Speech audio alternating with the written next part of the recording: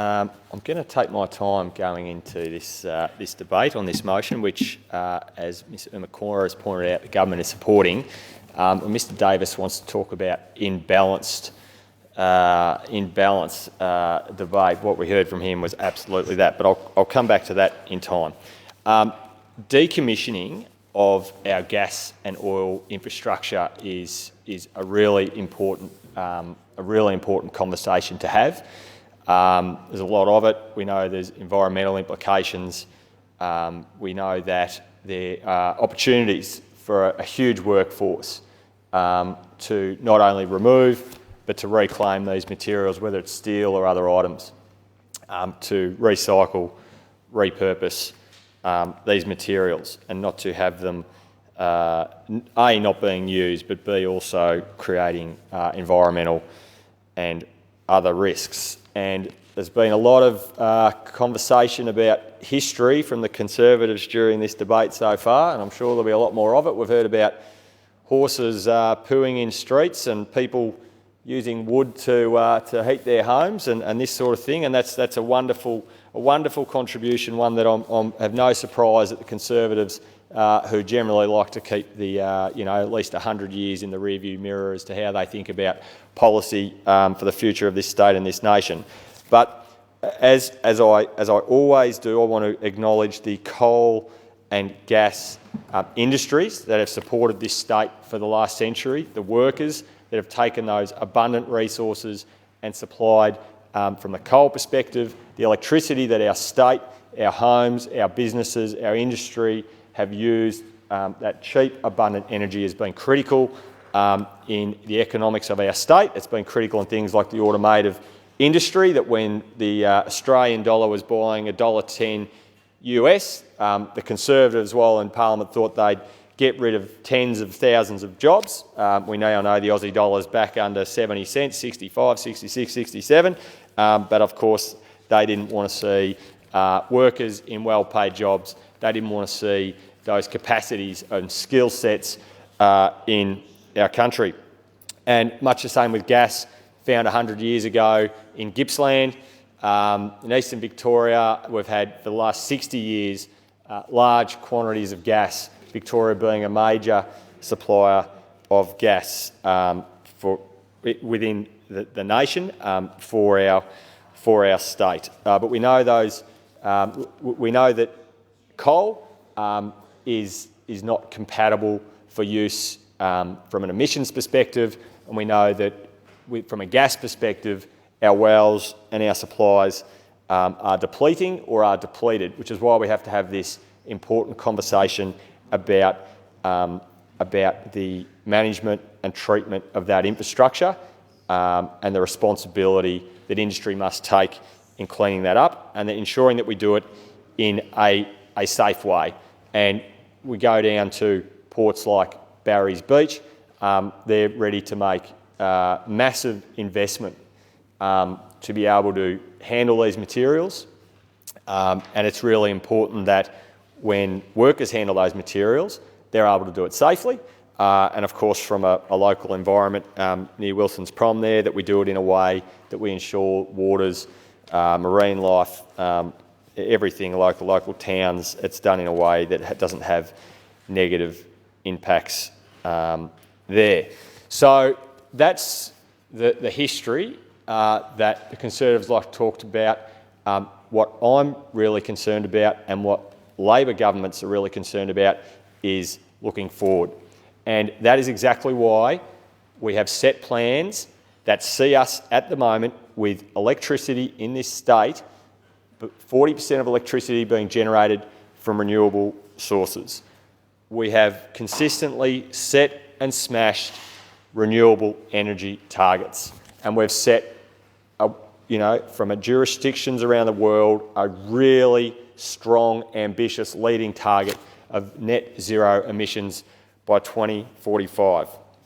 Our 600 megawatt auctions that we've put out over the years to get that investments in renewables have been crucial in setting clear expectations and understanding to industry, which industry don't get from the Conservatives.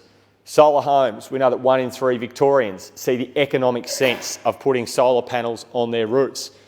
Mr Davis was talking down solar panels before, but 1 in 3 Victorians acknowledge them, and more are putting them on every day. And over 2 gigawatts of capacity is installed in Victoria, more than a large coal generator, more than a nuclear generator indeed. And we have big batteries being installed around the state. They're being installed around the world at breakneck pace, and we are seeing costs coming down. So between, I'll come to renewables, I'll come to storage and those sorts of things later. So we're leading in electrification with businesses, with homes, with heat pumps. We are ensuring that our emissions are reducing, whether it's across our energy, manufacturing, transport, but a lot of these are conversations the opposition don't want to have. Things like electric cars, ensuring our transport security by having our energy made here, by having Aussie farmers generate, receive income, power our cars right here. So if there are, rather than paying foreign nations to have the oil shipped around the world, so where's that money going? We're risking blockade to get the oil here. Let's have Aussie jobs and Aussie farmers generating that energy right here to power our transport industry. And offshore wind is going to be a massive player in how we generate our electricity for this state. We know there is tens of billions of dollars of investment coming, and this is not an accident.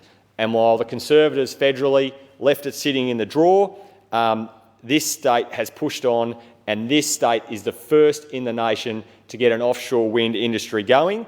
And by God, I hope we get it going, because tens of thousands of jobs depend on it, and the muck going on opposite around nuclear is putting that at risk. And it's industry who are looking to invest in renewables, and particularly offshore wind, not government, because we know that nuclear doesn't stack up. The economics of nuclear does not stack up. We're putting the training pipelines in to make sure that workers who are transitioning out of coal, out of gas, have generations of work to come, but those opposite want to put it at risk, and they're lying to workers about the timeframes in which those jobs will come.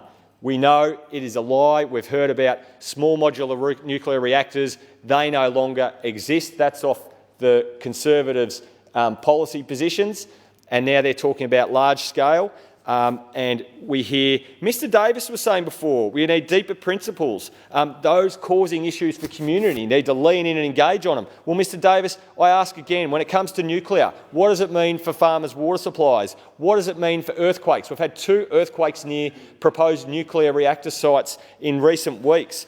What of the waste? What of terrorism threats? We know that you put a nuclear reactor somewhere, it's a pretty good target for someone. What about when they're down for maintenance from energy supply? What are the full costs going to be? Industry doesn't want to invest in it. Industry doesn't want them on their land. That you lot sold our generators to private industry, they don't want the nuclear reactors there. You won't answer any of these questions. You won't answer any of these questions, and you go around scaremongering about gas. Now, this side acknowledge that gas, because we have a plan in 11 years from now to be 95% renewable energy in this state, and yes, there is a gas component as we get it to 100%. And you sit there and you smirk and you laugh with your ideology, but we have a plan. And my criticism of the Greens is they want to play politics with gas. We have to get to net zero emissions. We have to get to net zero emissions. We're getting there, but we have to acknowledge, and we do acknowledge on this side, but other parties need to acknowledge the key role that renewables will be in the bulk of our energy generation, but we need gas to make sure we can make the full transition in an orderly manner.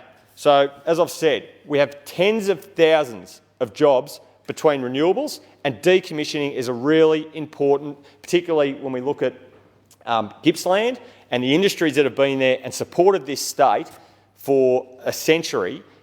The decommissioning of this infrastructure is a really important part of this conversation, and ensuring that the workers that are in those jobs are well trained, that they're well paid, and when they do the work, that it is done safely. So I support this motion and look forward to further debate. Thank you, Acting President. Thank you, Mr. McIntosh.